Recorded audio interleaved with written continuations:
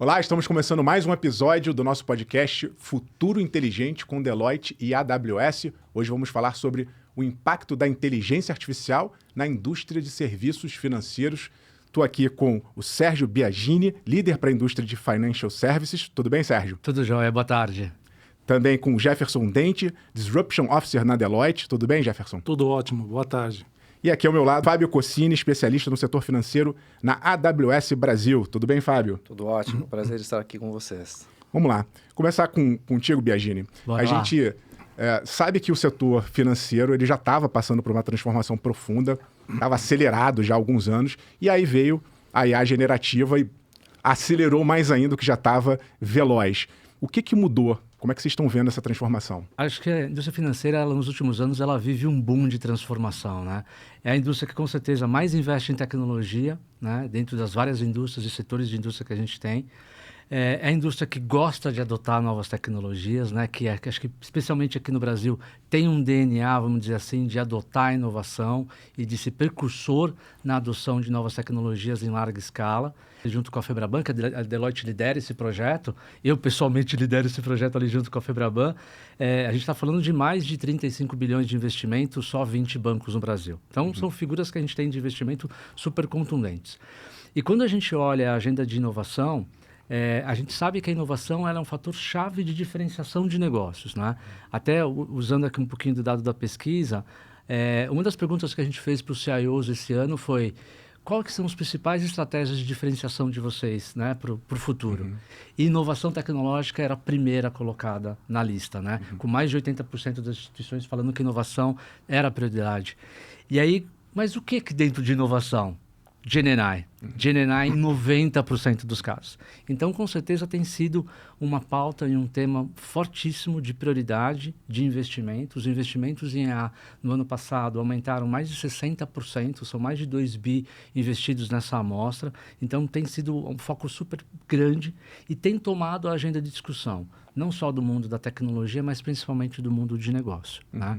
E quando a gente olha, assim, vamos dizer, os flancos de aplicação, você tem um flanco de aplicação muito forte no que a gente chama da eficiência, olhando a eficiência operacional, uma parte também olhando a experiência e uma parte também olhando a própria eficiência da tecnologia. E a gente vê aí muitos casos de uso, né, sendo discutidos na parte de desenvolvimento, de melhorias no desenvolvimento e na eficiência da engenharia de aplicações de software, né? Quando a gente olha por dentro dos casos de uso, olhando esses três flancos, e a gente conversa com os CIOs e o pessoal de mercado, fica nítido que o principal ganho percebido ainda está no mundo da eficiência mesmo. Né? Ou seja, quando você está utilizando aquilo para reduzir custo, para aumentar a velocidade, para diminuir risco, a melhorar nível de controle. Mas o que é engraçado é que, apesar de você ter um ganho percebido ainda na eficiência, quando a gente faz uma curva, né, e fala assim da maturidade das instituições e olha como que está esse ritmo de adoção, você ainda tem uma possibilidade muito grande de aplicação, porque das instituições que estão adotando em larga escala, o ganho de eficiência está em torno de 23% ali no back-office. Então, você tem um caminho ainda para crescer no mundo mesmo de eficiência muito grande, né? Olhando próxima agenda, além dessa escalada da eficiência que a gente tem, uma próxima de agenda de atenção e de desejo, né, eu diria, de todas as instituições, é olhar muito mais o mundo do front e principalmente aqui no mundo de atendimento. Né? Eu acho que o mundo de atendimento é a próxima fronteira de aplicação do GenAI e de escalar o GenAI. Acho que é o maior desafio também, a gente vai com certeza discutir isso aqui, mas ele eu diria que é o grande foco de atenção também, depois da eficiência, é a segunda agenda principal para as instituições. Vou puxar então o gancho para falar com o Jefferson, pegando esse proativismo, digamos assim, da GenAI, quando a gente está falando aqui de talvez personalização de atendimento, né? Um cliente ser melhor servido a partir desses benefícios da IA generativa. Como é que você vê essa relação com quem está do outro lado? Porque eu entendo que essa questão da eficiência ela fica muitas vezes dentro das empresas, dentro do setor, o dever de casa. Quando você fala para o consumidor, ele às vezes quer um atendimento mais personalizado, mais customizado. Bom, ótima pergunta, ótimo ponto aqui, porque quando a gente fala de eficiência, todo mundo pensa no que está fazendo hoje, como que eu faço exatamente o que eu estou fazendo hoje melhor, né? Quando a gente fala de uma tecnologia como essa, de propósito geral ou de uso geral, é uma grande troca de mindset. Então, o Sérgio comentou aqui a questão da eficiência, a questão do customer experience e a questão de geração de receita também a gente tem que levar em consideração. Mas pegando a experiência do cliente, hoje já existem testes que a própria IA pode ser mais humanizada que o ser humano, porque se a gente treinar e fazer o fine-tuning dessa IA, especializá-la, a gente pode chegar a trabalhar contexto, que muitas vezes o atendente que está lá na ponta, o vendedor que está lá na ponta, no canal, ele não consegue fazer isso. Ele tem uma dificuldade porque ele tem um limite de conhecimento ou de regras que ele pode utilizar ali. Então, primeiro ponto que a IA ela pode ser mais humanizada que o próprio atendente. Então, isso já abre um canal e um caminho enorme para a gente falar de personalização, né? Mas ainda tem muita estrada a percorrer, né? A gente tem que repensar a multicanalidade dos bancos, das seguradoras, isso é algo que vem sendo investido nos últimos anos. A gente precisa trocar um pouco essa questão do como interagir, né? Então, eu posso interagir desde que seja no meu produto, no meu serviço. Tem um pouco de Fordismo, né? Não só no setor financeiro, mas em todas as empresas. Então, não é a questão de se a IA ela consegue ou não. A IA está apta para fazer isso. Só que eu preciso mudar uma série de coisas por trás da IA, né? Que é cultura, comportamento, estratégia, ecossistema, processo, governança, e poderia enumerar aqui 30 delas, para que eu consiga fazer a IA mais humana e mais personalizada no atendimento para aquele meu cliente, para aquele meu consumidor. Eu queria entrar num ponto de escalabilidade. Vocês falaram de eficiência, né, operacional. E aí, quando a gente fala de nuvem na AWS, a gente coloca a nuvem como em 5 pilares, né? Então, o primeiro deles sendo os custos, né? A redução de custos quando alguém sai do ambiente on-premises e vai para a nuvem. A gente fala de agilidade, a gente fala de sustentabilidade, mas tem 2 pilares que eu acho que vocês tocaram. Um é a resiliência, e a resiliência com escalabilidade, né? Com capacidade de processamento também, e a inovação que vocês falaram. Então, eu acho que quando a gente fala de IA, a gente traz para a nuvem também que fornece essas características, esses pilares para a gente conseguir inovar com o IA, ter um custo, uma redução de custos com a nuvem e com o IA também, né? Então, eu concordo com o que vocês falaram. Bom ponto, né? A gente fala muito de experimentação, mas, na verdade, se a gente for olhar um pouquinho mais milimetricamente, a gente vai perceber que a IA já está em escala na maior parte das organizações. O que não acontece hoje é a transformação. Então, a gente está criando um caminho de Shadow AI para tudo isso. Está todo mundo a $30, $40 do cartão de qualquer modelo e usando qualquer modelo para qualquer coisa. Então, acho que é nesse ponto que entra a governança e a estratégia. Então, para qual caminho eu vou, como que eu escalo de 30 para 70 do que eu tenho, criando uma base comum para todo mundo. Então, acho que tem uma questão aqui que a gente tem que abordar, que é transformação. A gente fala muito de experimentação e de escala, mas acho que a principal palavra é transformação, que uma tecnologia de uso geral vai trazer para nós, para o nosso mercado, para o setor financeiro. Eu acho que nesse ponto você fala da capacitação interna também, né? Das pessoas, quando você fala em escalar internamente, você fala das pessoas, de levar de 30 para 70, a capacitação interna das pessoas para elas poderem trabalhar com IA. Pessoas é um pilar, né? A gente está falando primeiro de estratégia, né? Então, como que eu olho para daqui 5 ou 10 anos e executo os projetos? E aí você tocou num ponto importante que é pessoas, né? E eu diria que, assim, convergência cognitiva. Capacitação é um ponto, e talvez seja ele o menor. Acho que o primeiro é uma cultura de confiança. Porque você precisa criar um ambiente onde as pessoas podem inovar, podem criar, podem usar aquela tecnologia e buscar novos caminhos. 2, acho que o efeito da IA vai criar um achatamento hierárquico nas organizações. A gente precisa estar preparado para falar de novos modelos operacionais. Então, os departamentos, as áreas, as hierarquias que a gente conhece hoje vai mudar, porque você vai precisar de gente especializando, trocando com a máquina e construindo com a máquina. Perfeito. E aí, 3 para você fazer tudo isso, você precisa ter tech safe, você precisa ter gente que conheça e domine tecnologia, né?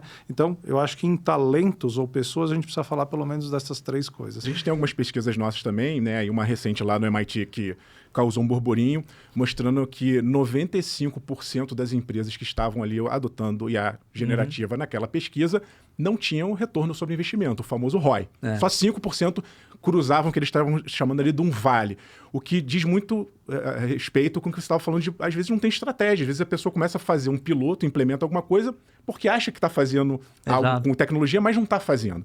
Então, esse passo a passo, até que chegue-se numa implementação de escala ágil, não é algo tão trivial. Eu concordo com vocês. Só que, como o nosso papo aqui hoje é serviços financeiros, eu vou jogar mais desafios para vocês, porque a gente está falando de um setor que é absolutamente dinâmico, tem especificidades. Eu vou, antes de falar de regulação, por exemplo, ou de dados, puxar aqui para o Fábio para perguntar de pagamentos. Né? Hoje a gente vê pagamento está em tudo. Serviço financeiro, é difícil até distinguir o que é um setor financeiro, porque a gente vê tudo hoje virou negócio, tudo é comércio, tudo tem pagamento. Como é que vocês trabalham com essa questão de dar essa agilidade e facilitar a vida de quem está comprando, vendendo com segurança? Eu vejo assim, a IA já estava sendo usada principalmente na parte de onboarding, né? Então, para fazer parte de uma instituição financeira, né, e começar a usar os serviços de pagamentos principalmente, eu tinha que entrar nessa instituição. Essa parte de onboarding, de reconhecimento facial, era uma coisa que a gente já estava usando. Quando a gente fala de pagamentos, a gente tinha muita coisa relacionada com aquilo que a gente chama de IA tradicional, com a prevenção à fraude, a prevenção à lavagem de dinheiro, ações de antiterrorismo, né? O que a gente está vendo agora com a IA generativa é um aumento, né, dessa capacidade, principalmente no antifraude, de você processar um número maior de dados, né, de você criar dados. Então, o barato da IA generativa é que ele cria dados, né? Ele cria conteúdo, né? Não dados, cria conteúdo. E aí, nesse ponto, eu consigo analisar ou inferir que aquela transação de pagamento, antes de ocorrer, eu posso detectar uma fraude, né? Então, a gente está vendo bastante isso daí. Outra coisa legal é geração de dados sintéticos, né? Então, se a gente tomar uma base de histórico de pagamentos dentro de uma empresa, a gente pode ver fraudes e não fraudes dentro daquele histórico, mas se chega uma fraude nova que não existiu naquela empresa, ela vai passar porque eu não tenho aquele conteúdo, né? Eventualmente pode passar. Então, a IA generativa sendo usada também para geração de dados sintéticos, para eu gerar modelos melhores de prevenção à fraude, né? Antecipação da fraude na transação de pagamento. Tem uma coisa interessante também, que é o modelo comportamental. Como que as pessoas se comportam, né,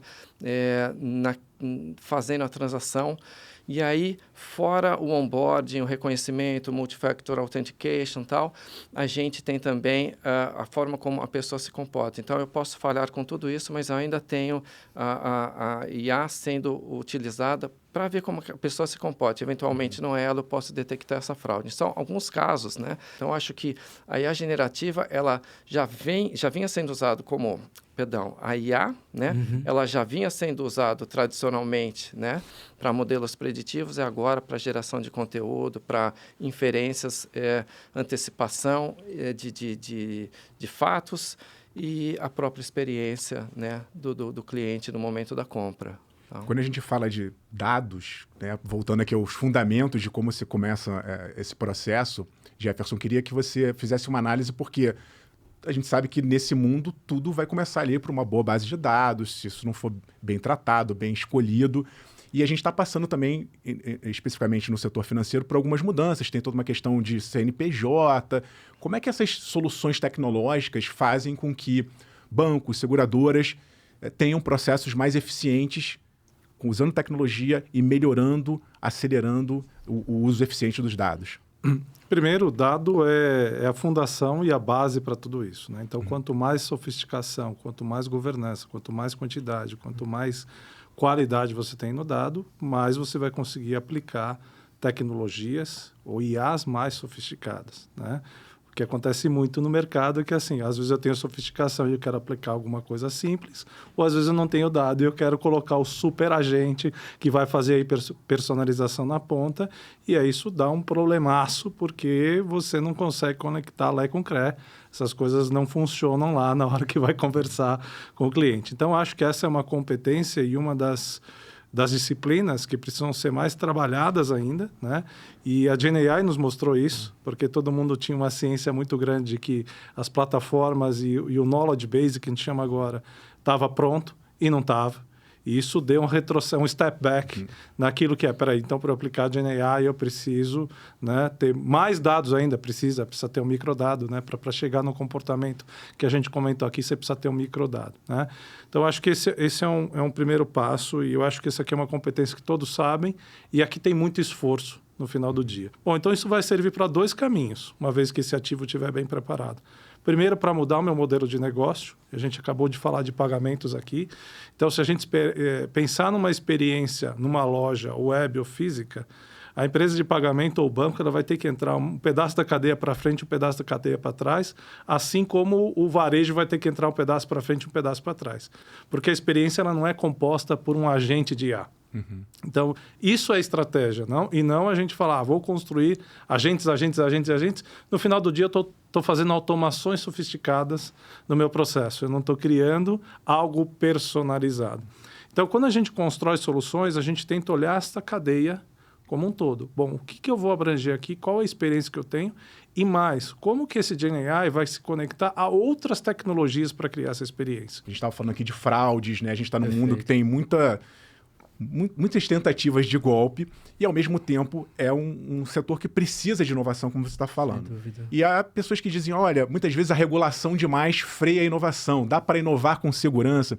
Queria a sua avaliação, porque a gente sabe que esse setor é regulado, ele tem muita especificidade, como inovar essas soluções com transparência, com segurança, com credibilidade. Eu acho que a inovação ela tem movido o setor e tem desafiado uma agenda também regulatória, né? E vice-versa, né? A gente tem uma agenda regulatória super intensa no Brasil, né? A gente tem uma agenda de transformação de mais de 10 anos, né? E a gente é muito diferente. Nosso setor financeiro hoje ele tem muito mais maturidade do que a gente tinha há anos atrás e a gente conquistou muita eficiência também por causa de movimentação regulatória, né? Eu sempre falo que regulamentação pode acelerar ou puxar o flap de uma transformação, né? Aqui no Brasil, acho que a gente acelerou bastante a transformação. E isso traz desafios, né?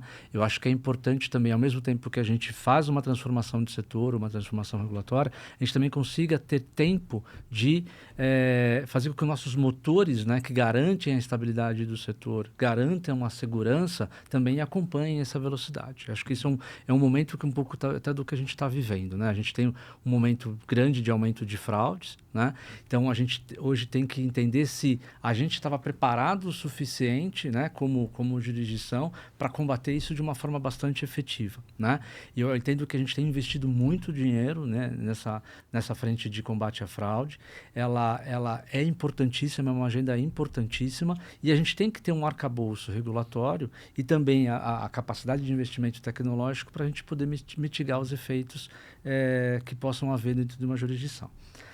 Eu acho que quando a gente olha a questão quando a gente está falando da parte de dado e a prevenção de fraude, a inteligência, o ponto que o Fábio colocou, a inteligência que GenAI pode trazer dentro de um contexto de um processo, ela é fantástica. A gente precisa aplicar a GenAI dentro de um contexto do processo no dia a dia, seja numa previsão à lavagem de dinheiro, seja numa identificação de fraude, seja no preditivo do comportamento de pagamento do Rafael. A gente precisa ter essas capacidades todas para a gente realmente conseguir ter os flags e tentar antecipar os movimentos que acontecem. E às vezes o que a gente demora muito tempo para reagir, porque a tecnologia não está ali preparada naquele momento, né? Então acho que a gente está num processo de melhoria e eu acho que é um processo de melhoria acelerado. Se a gente pegar fraude ou risco, né, ou qualquer outro processo, tem uma questão aqui de que hoje o que o Sérgio comentou é a eficiência, né? Mas a gente também, como que a gente olha para o futuro para isso? Eu acho que o Fábio trouxe um ponto importante, que são os dados sintéticos, que são para a gente criar os simuladores ou os digital twins desse processo. Então, se antes o banco ou a seguradora ele tinha que colocar também no back-end muita gente, né, com ferramentas mais artesanais para fazer isso, hoje você consegue criar dados, usar dados reais, simular toda essa situação, criando digital twins, né, que é muito usado no setor de manufatura, né, aqui esse digital twin, e aí eu começo a ter qual pode ser qual a probabilidade de um próximo ataque, de uma próxima fraude, de uma próxima... qual movimento, né, que este deepfake ou este cliente falso vai fazer. Então, aí você conjuga, por exemplo, o agente combatente isso tudo, né? A AWS trabalha bastante também com a Palo Alto, né? Que é outra empresa de tecnologia, e você treina esse combatente para isso tudo. Então, isso vai desde o processo, hoje, que você pode ter uma economia, até a simulação futura, e que o próprio regulador, que você falou de regulação, pode usar parte desses dados para dizer o seguinte, olha, como que eu ajudo a regular melhor o setor? Né? E eu ajudo aqueles participantes do setor a ter essa evolução que o próprio Biagini comentou aqui. Eu queria explorar um pouco essa dobradinha de vocês, a AWS e Deloitte, porque do lado de cá, a gente falou de muita coisa já aqui, parece que é um volume absurdo de inovações, melhorias, treinamentos, planejamentos. Mas para o consumidor, ele quer uma experiência fluida, imediata, uma transação, pagamento, algo muito rápido, com absolutamente 100% de segurança. E a gente sabe que muitas vezes você tem que colocar várias camadas para se chegar nessa segurança. Como é que vocês conjugam, né, essa agilidade com segurança, assim, nos bastidores, do ponto de vista tecnológico, do ponto de vista da solução? Como é esse desafio para vocês? Rapidez com segurança. Eu vou voltar um pouco no meu ponto do novo modelo operacional, né? Hoje, primeiro, a gente tem mais dados disponíveis, mais capacidade computacional, a gente tem Vibe Computing, que nos permite prototipar mais rápido, e o quarto elemento é a gente precisa trazer um especialista para a mesa. Cyber precisa ser by design. Então, não é se eu posso ou não fazer, é como eu consigo fazer. Então, eu preciso trazer, seja a empresa de tecnologia, seja a empresa de cloud e AI, seja o especialista do banco ou da empresa de serviço, eu preciso trazer esse profissional à mesa para discutir em conjunto. Espera aí, pessoal, não vai por esse caminho. Então, prototipa junto com ele. Então, cyber é uma das competências, a gente pode ter outras competências. Então, assim a gente vai ganhar agilidade do lado de dentro da porta, para que a gente crie um processo sem fricção com o cliente, um processo ou uma experiência melhor com o cliente. Na AWS, assim, é tudo security by design. Então, quando a gente desenvolve os nossos próprios serviços e coloca à disposição dos nossos clientes e dos nossos parceiros, a gente já tem o security lá dentro. E o Jefferson falou uma coisa interessante, né? As equipes são multidisciplinares, então não é mais uma equipe de TI trabalhando sozinha. Eu chamo o pessoal de segurança, eu chamo o pessoal de compliance, eu chamo o pessoal de negócios e eu chamo os arquitetos e aí sai a solução, né? Então é um esforço multidisciplinar e a segurança entra como estratégia desse serviço, dessa solução desde a prototipagem. Já que vocês falaram, o Jefferson deu um pezinho aqui no futuro, vou fazer uma rodada final aqui de olhar de vocês para frente. Biagini, o que você está vendo aí na indústria de serviços financeiros com o GenAI? Qual é o teu futuro aí de curto prazo? Eu acho que a próxima fronteira, a gente tem falado bastante, eu, Jeff, acho que a próxima fronteira nossa de inovação é a gente conseguir colocar a AI como user interface de relacionamento, né? Hoje o nosso relacionamento está todo centralizado no mobile, né? Mobile é o principal canal de relacionamento que a gente tem. E o que a gente vê que, por mais que você melhore o design, a forma de interação é a mesma. A forma de interação de serviços financeiros ela não muda há mais de 10 anos. Ela está no canal mobile, mas ela é a mesma forma. A gente tem um monte de menu, um monte de clique para tudo quanto é lado, um monte de senha que a gente tem que estar lembrando, e a gente não muda isso. A grande pergunta é, qual é a próxima evolução no canal de interação com o cliente, né? É a gente conseguir colocar a UI como user interface. Em outras palavras, a gente, num futuro muito próximo, a gente vê que a gente vai estar logando, né? Ou fazendo acesso pelo aplicativo mesmo, e você vai estar acionando um avatar ali daquela instituição financeira, e você vai interagir tudo por voz ou por texto, né? Então, você não vai clicar na transação, você vai pedir e solicitar a transação. Ou seja, é interessante porque você está trazendo vários componentes tecnológicos, mas que no fundo fazem com que a gente volte a ser humanos. Exato. Mais natural, uma linguagem mais natural. Exato, exato. É o que a proposta da IA exato. generativa. Perfeito, é isso mesmo. Jefferson. Eu acho que a experiência é né? Acho que vai haver uma preocupação muito grande com a custódia de dados, né? Porque segurança, a gente fala muito da porta para dentro, mas nós como consumidores e clientes das instituições financeiras, a gente quer segurança, como você comentou. Então, com quem que eu vou interagir? Então, eu quero interagir com aquela assistente, a minha assistente interagindo com aquilo. Eu acho que a gente vai ter uma grande mudança no mundo de TI. As aplicações vão começar a ser criadas em cima de Generative AI, né? Então, aquilo que era processo e linear, ele passa a ser diferente. Então, eu acho que isso aqui vai ser um upside down dentro das áreas de tecnologia. E, aliás, questionamos se a área de tecnologia vai ser como né? A tecnologia vai ter que estar em cada pedaço da organização, embedado ali. Então, acho que essa é uma segunda transformação. Terceiro são os agentes especialistas. Então, não dá para viver com agente genérico, eu não queria experiência nem para dentro e para fora. Então, essa força de trabalho digital vai ser fundamental para o crescimento. Eu vejo um mundo de ecossistemas, né? Então, eu não sei se eu vou me relacionar mais com o meu banco ou se eu vou me relacionar dentro de um ecossistema onde a IA vai facilitar a minha vida. E os serviços financeiros, eles vão estar inseridos nesse ecossistema. Esse ecossistema ele vai ser composto de produtos e serviços financeiros e não financeiros, mas isso vai me trazer um bem-estar, né? Então, se eu sou um atleta e eu corro, né? Então eu vou participar de um ecossistema de corridas, onde eu vou ter acesso a eventos, eu vou ter acesso a produtos e eu vou ter por trás disso um serviço de pagamento e uma IA que já vai fazer vai cuidar de mim como atleta amador e vai cuidar dos meus serviços financeiros que estão inseridos nesse ecossistema de compra ou de crédito ou de investimento para eu ir para as Olimpíadas. Então, é a IA me ajudando a ter uma vida melhor, né? Vejo assim. 3 visões de futuro fascinantes. Eu agradeço muito a presença aqui do Sérgio Biagini, líder para a indústria de Financial Services, do Jefferson Dente, Disruption Officer na Deloitte, e do Fábio Cossini, especialista no setor financeiro na AWS Brasil. E agradeço especialmente a você que nos acompanhou em mais este episódio. Até a próxima!